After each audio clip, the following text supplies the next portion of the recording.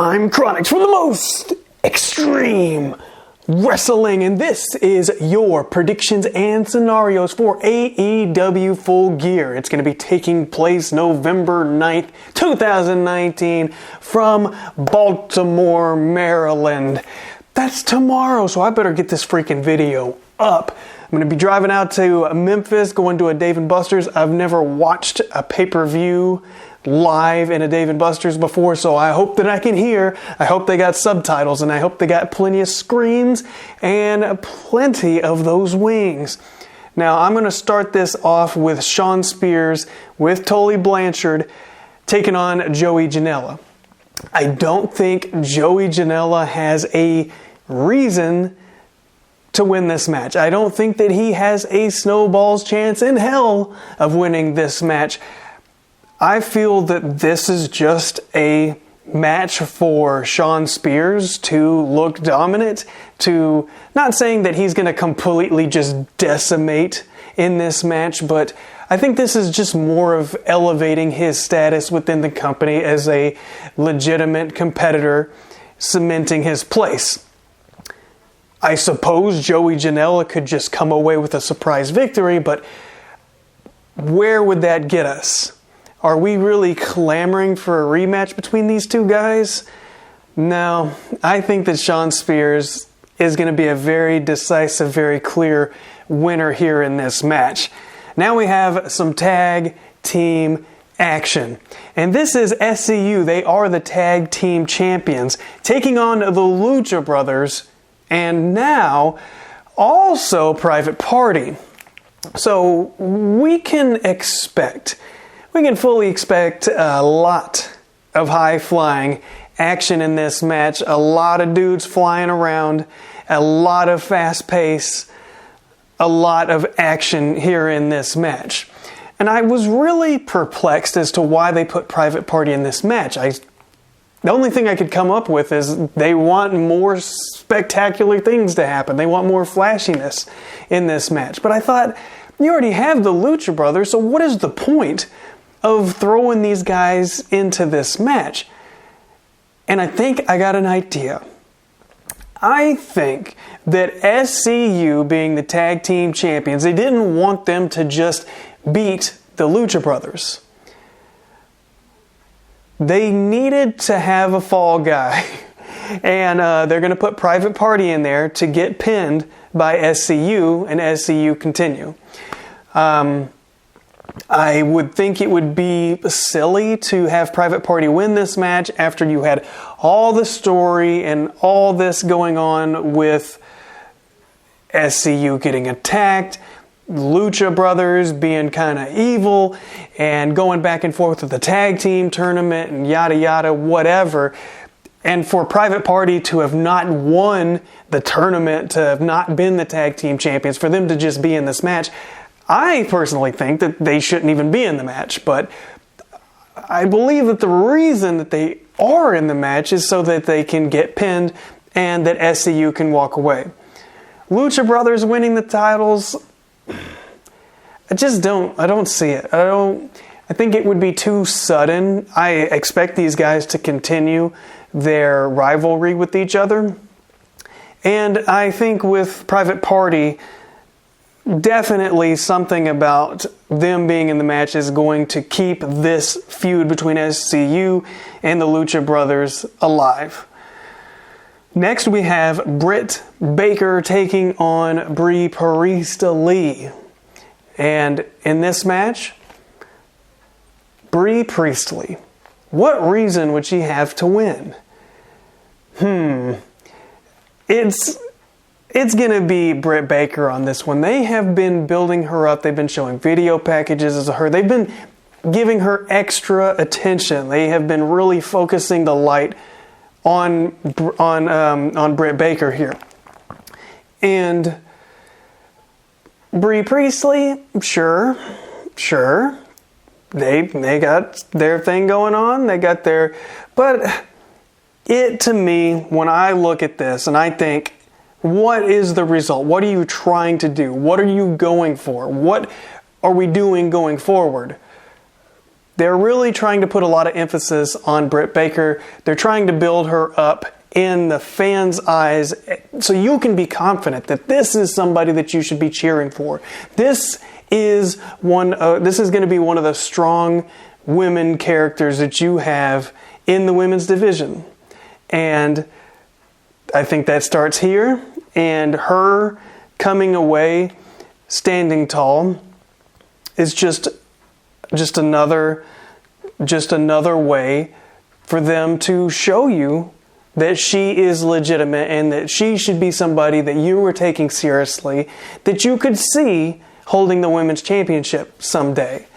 And I think that this is part of that plan. So I'm going to definitely go with Britt Baker here.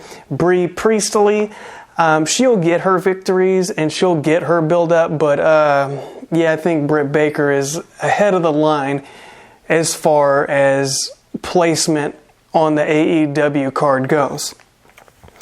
Let's kick it over to Adam Page taking on Pac. This has got to be a hard-hitting match because, not only has Pac been very dominant in his matches and he's been very aggressive on the microphone, in the ring, apparently in the gym, Pac, he's a bastard. You already know it. But he's taking on a hard-hitting guy himself with Hangman Adam Page. My goodness, have you seen the lariat that this dude does? He knocks people's heads off, and with Pac being shorter, I know he's got a lot of muscle. I know it's going to be a big wall to knock down, but have you seen Hangman Page's lariat? He's going to knock the ever-loving piss out of this man. I expect this to be a very competitive match, and this one I'm not so sure about. I think that you could have Adam Page walk away with a victory here, but with the amount of aggression that Pac has been showing,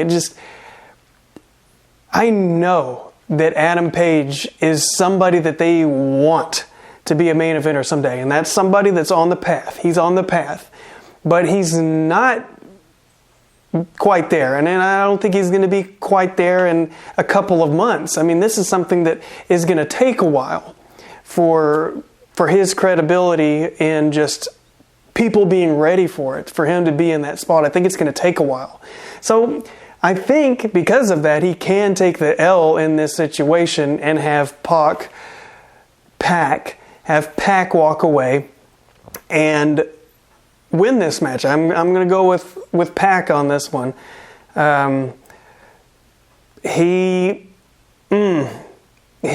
a damn good heel right now, and just the aggression and I believe him. I believe what he's doing.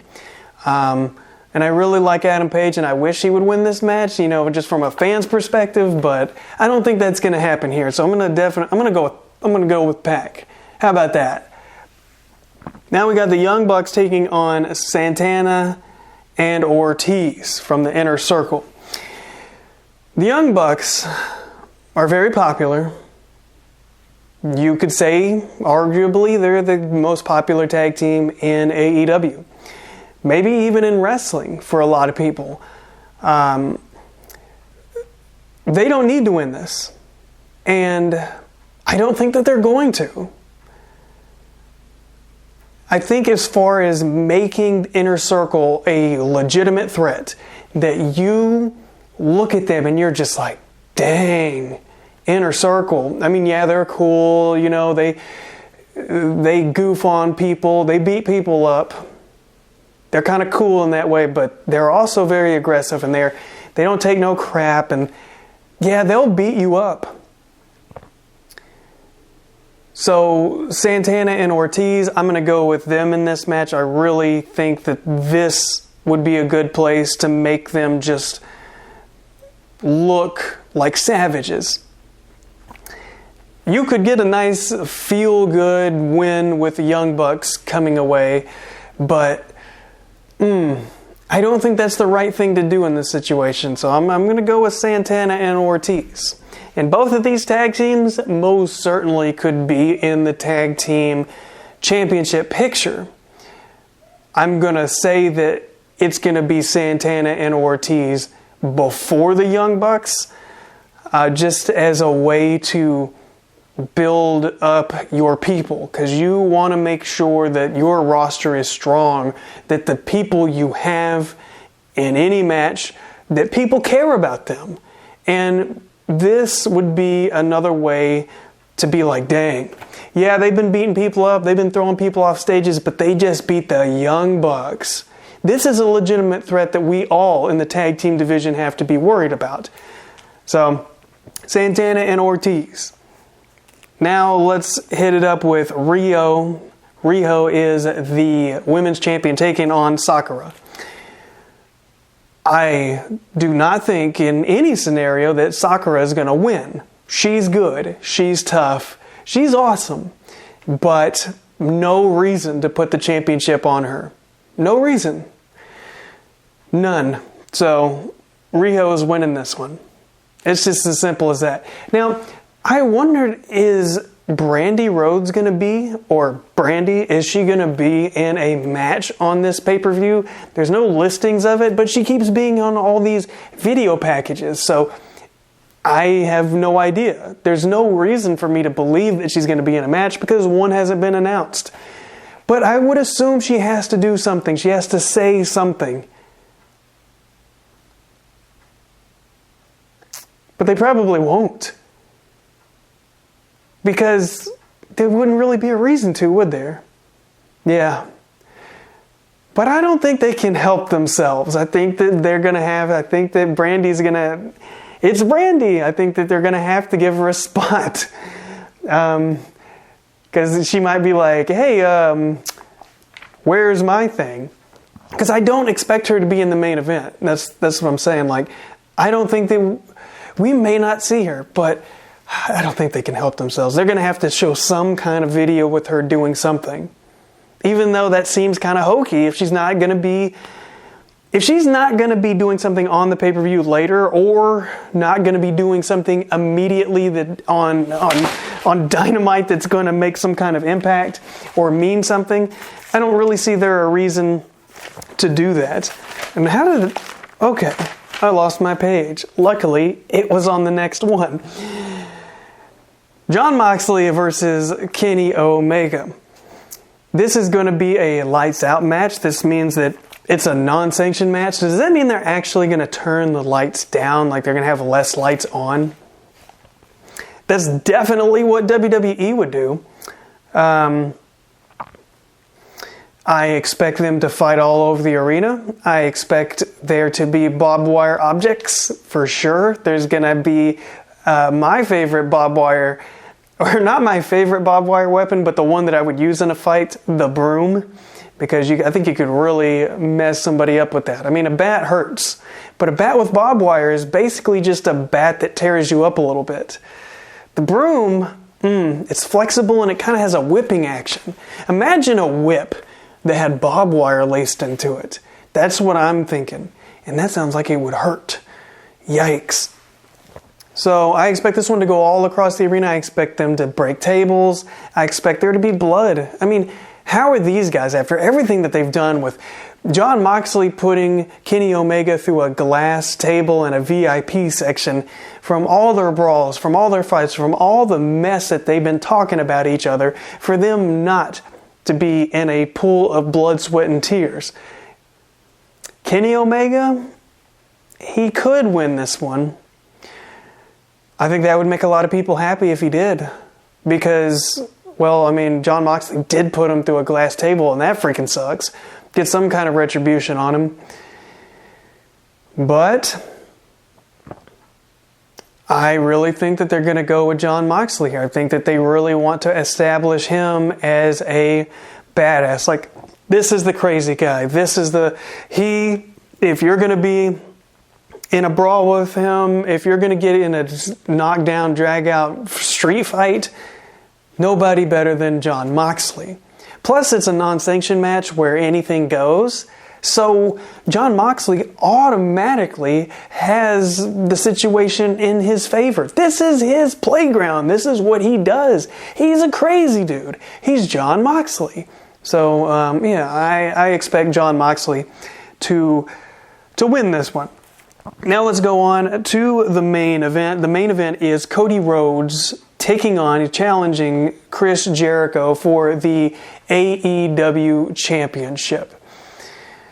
This is, according to Wikipedia, not the main event, but man, forget that. This is the main event. This is the main event. This is the biggest thing on the poster. This is a championship match. This is AEW, dude. This is the main event. And Chris Jericho, a living legend, an established guy all around the world in wrestling, taking on Cody Rhodes, who really wants to prove himself. Cody Rhodes is a man who's not only trying to prove himself in wrestling, in a wrestling ring, but just in the business of wrestling, to make an impact, to take on the biggest wrestling company in the world and get on national television where WCW used to be. This man has the burden of wrestling's future on his back. And some people might say, AEW, they may not last for a long time. And even if they do, they're never going to be able to knock WWE off their pedestal. But it's not just about that. It's about changing what wrestling is. In a lot of people's mind, the standard bearer is WWE. And we have known from the past that their creative can be dramatically influenced by competition. Just look what happened in the Monday Night Wars. Look what has happened with the competition back in the day with ECW. All the hardcore matches that we saw in the Attitude Era, and even to this day, the change from the very PG, no blood, no swearing, none of that, the complete alteration of what WWE is today is not solely on their own, what Vince said. It is a culmination of competition of WCW and the influence of ECW that has morphed it into what it is today. So what I'm saying is, Cody Rhodes has AEW here on his back, and he wants to change the game from the writing room to inside the ring, outside the ring, to everything that they're doing, their presentation, their feel, the environment, the vibe. Cody Rhodes is the one leading the charge here. He's their figurehead, okay? So he's got a lot on him. And AEW, regardless, they're going to change the game, and they're changing the game. They're not all perfect. They make mistakes. There's no doubt about that. I don't think anybody's going to run around saying that they're without flaws. But Cody Rhodes, he's a determined MFer. If you've watched some of his interviews on YouTube or just listened to him talk, oh my God, this man is determined. And he's not going to fail. And you're going in there with Chris Jericho, this living legend, and he's really got something to prove. So you have all these fans that are on Chris Jericho's side, but then you got all these people who are also on the side of Cody Rhodes. We want to see Cody Rhodes rise up and claim that throne. He destroyed that Triple H throne on a previous show, but he's got a new throne, the AEW throne, and he's ready to climb up on it. He's ready to win that championship and take care of Chris Jericho and all his silliness and really establish himself as the man. But this has a 60-minute time limit. And if the time limit runs out, then what do we have? We have 3 judges. So I thought, well, I would think since they told us this, that it has to go to 60 minutes. Then they told us, Cody Rhodes, if he doesn't win this match, he's never going to challenge for the championship ever again. Okay, well that changes things and makes everything mean so much more.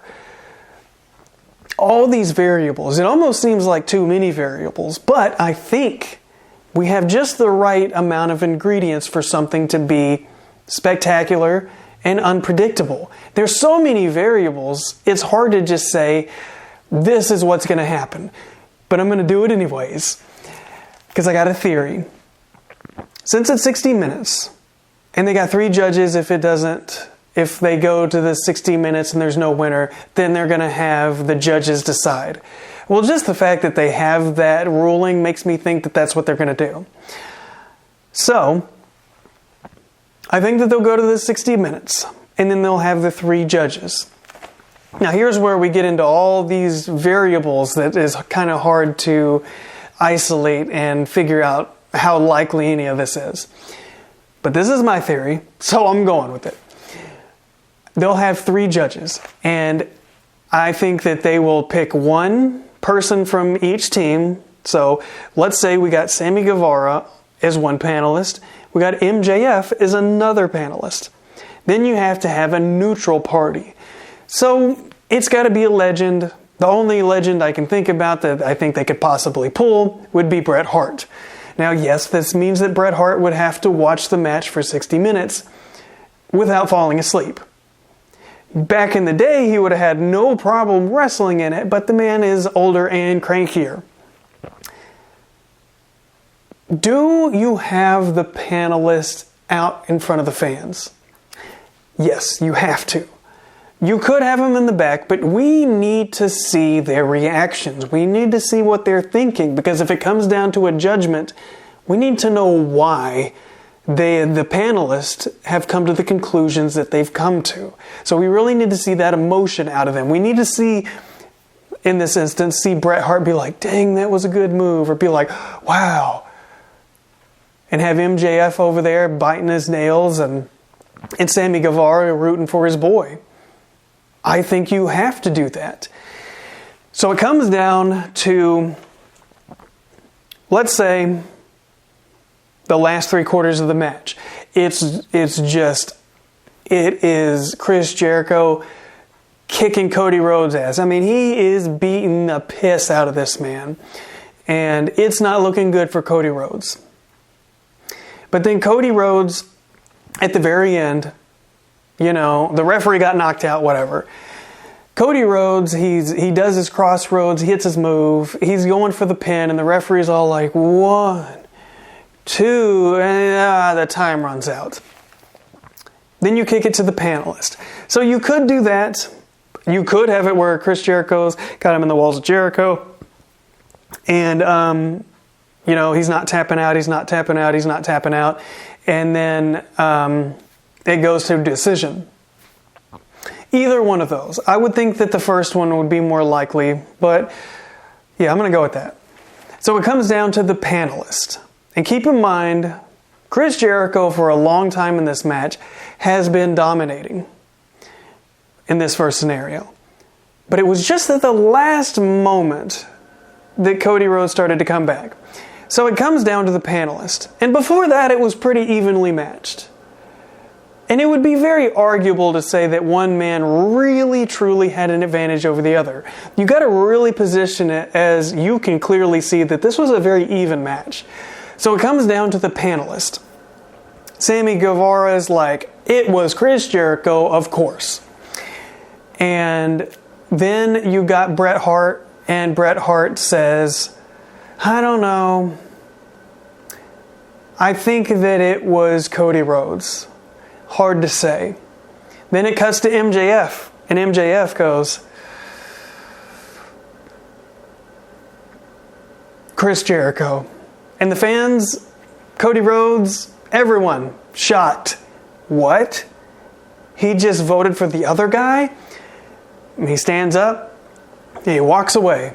No explanation. Nothing. JR is screaming, oh my God, we need to have answers, and we're going to have answers on AEW Dynamite. And Cody Rhodes is just confused. And the reason I'm saying this is because I've been thinking for a while that MJF is going to turn on Cody Rhodes. I think that's inevitable. Inevitable. And I'm going to use a couple things as my evidence. One, when Dustin Rhodes got attacked, MJF didn't show up backstage until after Cody Rhodes showed up. Cody Rhodes was in the arena, in front of the stage. So presumably he was closer than MJF could have been. MJF had to be closer, but he was late. And he didn't really help at all. He just kind of was there. And he didn't look to me to be concerned enough. So I think that was a seed. And I think that he's jealous. I think that he wants to be the champion.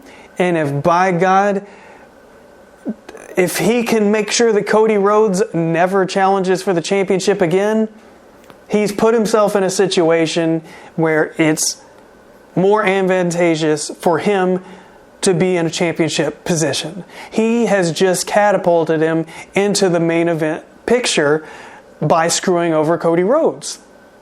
It makes him a pariah. It makes him an enemy. It makes him even more hated. People will boo the crap out of him. And I think that will allow him to feud with Cody Rhodes.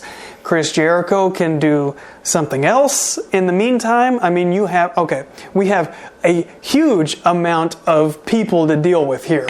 We have all of Inner Circle, which is Jack Hager. You got Santana and Ortiz. You got Sammy Guevara. You got Chris Jericho. And then you got Cody Rhodes. He's got the Young Bucks as his friend. He had MJF. He's got DDP. You kind of have two different sides. And I'm not saying that MJF would take Chris Jericho's side just in that decision. I don't think that he's going to be his best friend. I don't think he's going to join the Inner Circle. I think MJF is on his own. He's doing his own thing.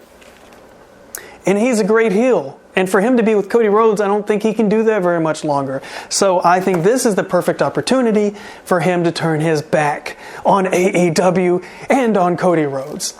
So I will go with that. Now, keep in mind, there are so many things we don't know. We do not know at this point who the panelists are. We don't know if they're going to go to 60 minutes or if that was just a wrench in the story to confuse you. The fact that they have put in this Cody can't wrestle for the championship if he loses, the 60-minute thing, the panelist thing, all these different people that are involved on the inner circle of the storyline and just the people on the outside, it leaves a lot of options open. And that's one thing that I really love about this storyline going into this pay-per-view is I don't know. But if they said, Chronics, figure out this storyline, what would you do? How would you set it up? I would start with this idea.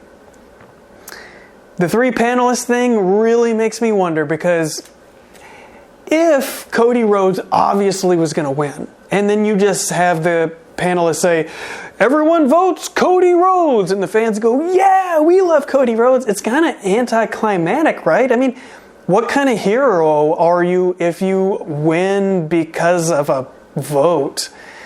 I mean, this isn't politics. This is a wrestling match. This is a competition with two people. We want to see a damn winner. We want to see somebody tap. We want to see somebody get pinned. We want to see somebody get their hand raised. But AEW Full Gear, I'll be checking it out tomorrow.